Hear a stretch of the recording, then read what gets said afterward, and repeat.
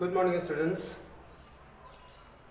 Today we are going to study about types of chemical reaction. It is my second video about types of chemical reaction, and we already know something about types of chemical reaction in my previous video. So let's have some other types of chemical reaction which we are left in my previous video. So let's see about.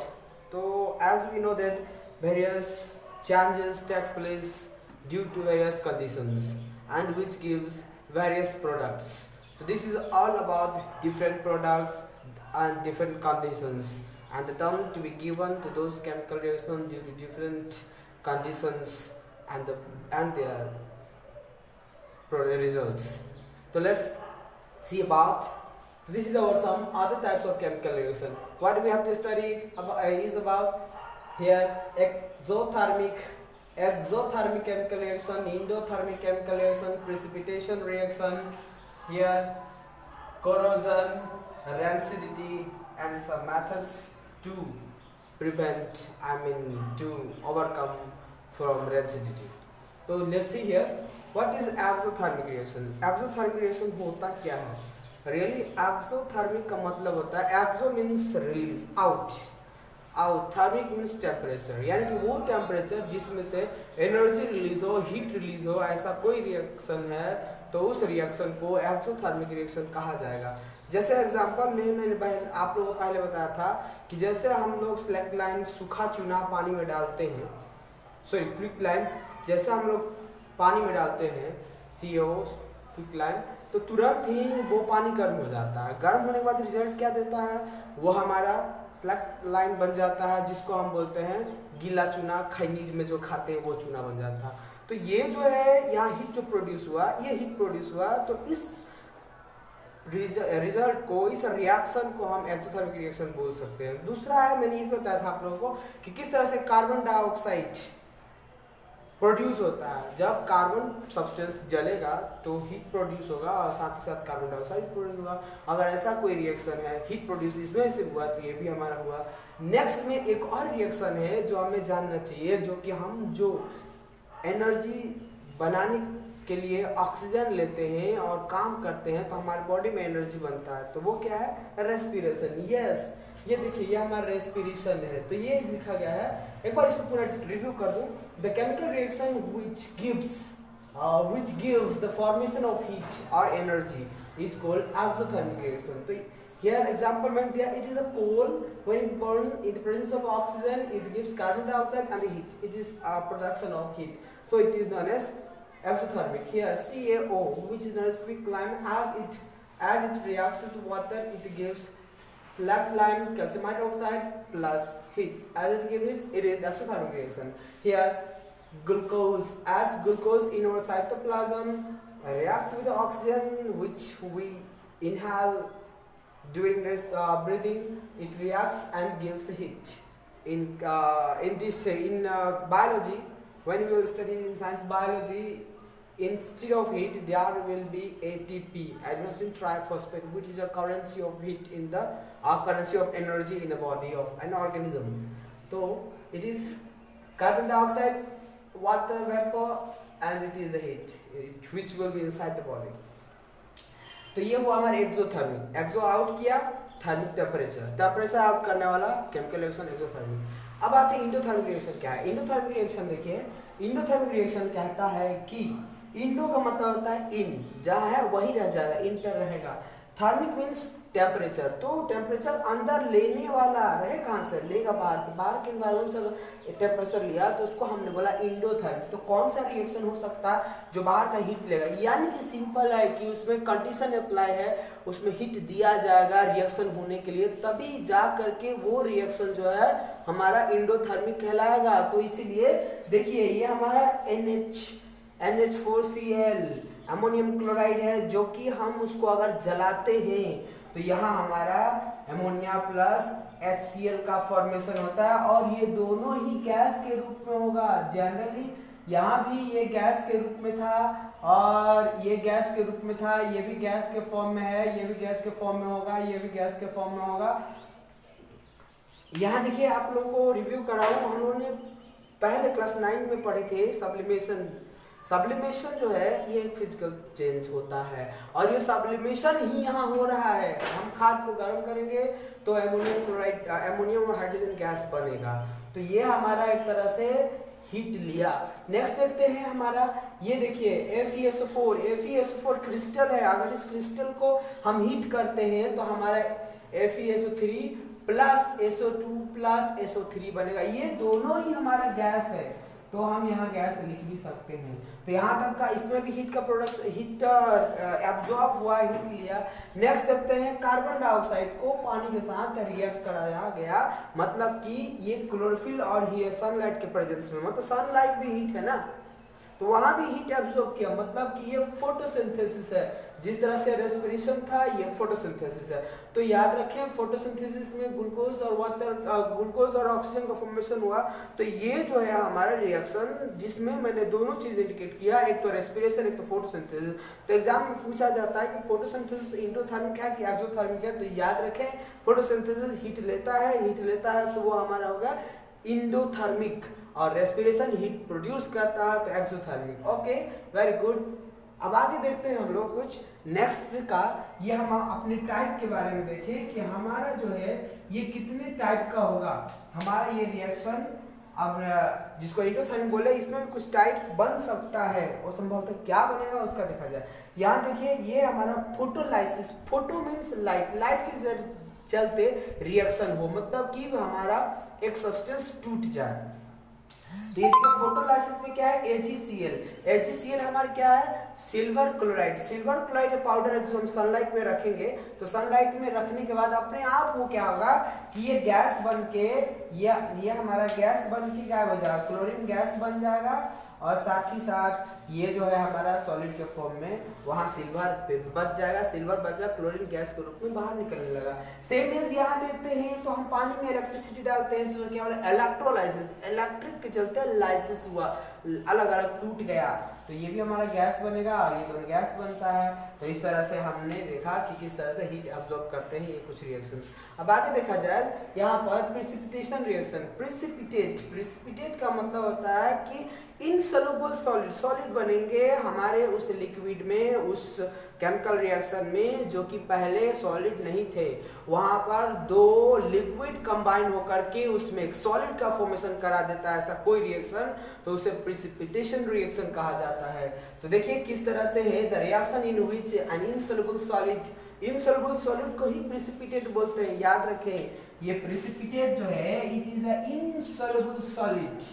Insoluble solid अगर बन गया तो उसी को हम बोलते हैं, नाम देते हैं प्रिसिपिटेट रिएक्शन के समय। तो देखिए किस तरह से हमारा बेरियम क्लोराइड को कॉपर सल्फेट से रिएक्ट करा, दोनों लिक्विड है, मगर उस लिक्विड के अंदर हमारा फॉर्मेशन होता है प्रोडक्ट में बेरियम सल्फेट जो कि व्हाइट प्रिसिपिटेट। जिस तरह से दूध में क्रीम अलग हो जाता है दूध फटने के बाद, ठीक वही कंडीशन यहाँ है कि जिसमें से व्हाइट प्रिसिपिटेट उस ट्यूब के अंदर फॉर्मेशन कर जाएगा व्हाइट प्रिसिपिटेट, जिसको हम बोलेंगे बेरियम सल्फेट। उसके बाद नेक्स्ट देखते हैं कॉपर सल्फेट में हाइड्रोजन सल्फाइड रिएक्ट करें, तो कॉपर सल्फेट में हाइड्रोजन सल्फाइड रिएक्ट करते हैं तो हमारा कॉपर सल्फेट बनता है जो कि ये कलर होगा इसका ब्लैक प्रिसिपिटेट। ये हमारा काला उसमें धब्बे तैयार हो जाएंगे और हमारा H2SO4, ये H2SO4 क्या है, सल्फ्यूरिक एसिड है। हम इस तरीके से सल्फ्यूरिक एसिड को भी पा सकते हैं, मगर हमें जनरली हमें जो मेन पढ़ना है वो है हमारा प्रिसिपिटेट रिएक्शन के बारे में, प्रिसिपिटेशन के बारे में।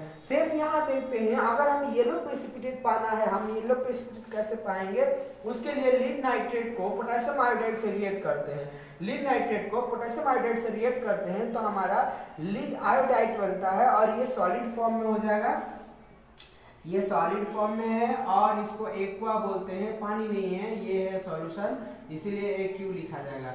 तो ये है हमारा लीड आयोडाइड। तो यहाँ देखिए एग्जाम में आपका पूछा जाता है कि give a reaction in which black precipitate it is form, तो उस समय हमें पता नहीं रहा, तो ये इसीलिए आप लोग 3 एग्जाम्पल याद रखें, ये व्हाइट है, ब्लैक है, येलो है। मैंने तीनों का एक एक प्रिसिपिटेशन रिएक्शन लिखा हूँ ताकि आप लोगों के लिए बहुत फायदेमंद हो एग्जाम के लिए या ऐसे भी जीके पॉइंट ऑफ व्यू से भी। ओके तो इसके बाद यहाँ तक तो हो गया हमारा तीनों condition, white black yellow precipitate कब बनेगा।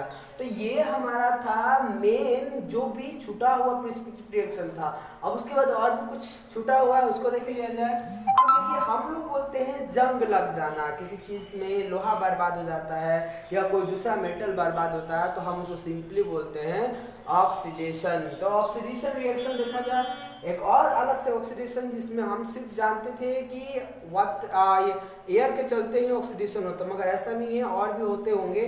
सिंपली अब कोरोजन देख लिया जाए। कोरोजन एक रिएक्शन है जो मेटल को बर्बाद करता है। तो व्हाट इज कोरोजन, सबसे पहले जाना जाए। यहाँ लिखा है कि the process of gradually eating up of metals.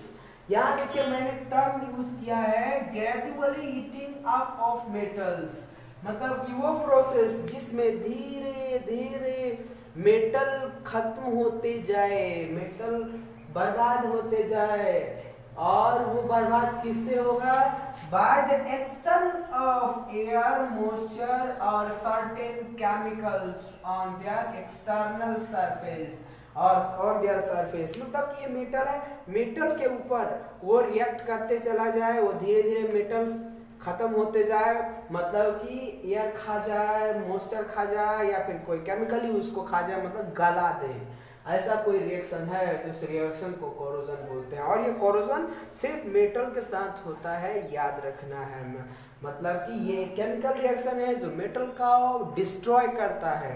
तो क्या है, अब देखिए एक पॉइंट छूटा हुआ है, ये बहुत जरूरी है आप लोगों के लिए एग्जाम में, ये आपके दो चैप्टर में पूछा जाएगा। यहाँ तो ये फर्स्ट चैप्टर में इंडिकेट किया है, आपको फिर मेटल और नॉन मेटल में भी आएगा ये कोरोजन, जिसको उसमें एक पॉइंट है रस्टिंग। तो रस्टिंग क्या है? Corrosion of iron is known as rusting. ये बात याद रखें कि आयरन में अगर कोरोजन होता है उसी को रस्टिंग कहा जाता है। ओके तो अब इसका रिएक्शन देख लिया जाए हमारा रस्टिंग का, यानी कि रस्ट का। हमारा ये रस्ट है, ये हमारा रस्ट है जो जंग लग गया है। वो एन का मतलब है number of hydrogen, number of water molecules. देखिए हमारा लोहे Fe रिएक्ट करता है ऑक्सीजन से और ये मॉइस्चर से। ऑक्सीजन जो लिखा है एयर हुआ, मॉइस्चर मतलब पानी का कंटेंट हुआ।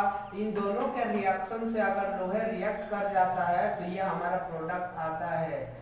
तो ये है हमारा रस्ट का फॉर्मूला। तो रस्ट का फॉर्मूला हो गया हमारा, रस्ट क्या है? वो कोरोजन ऑफ आयरन है। तो याद रखें what is rust? Rust is a corrosion of iron in which reddish brown colour is formed on the surface of iron.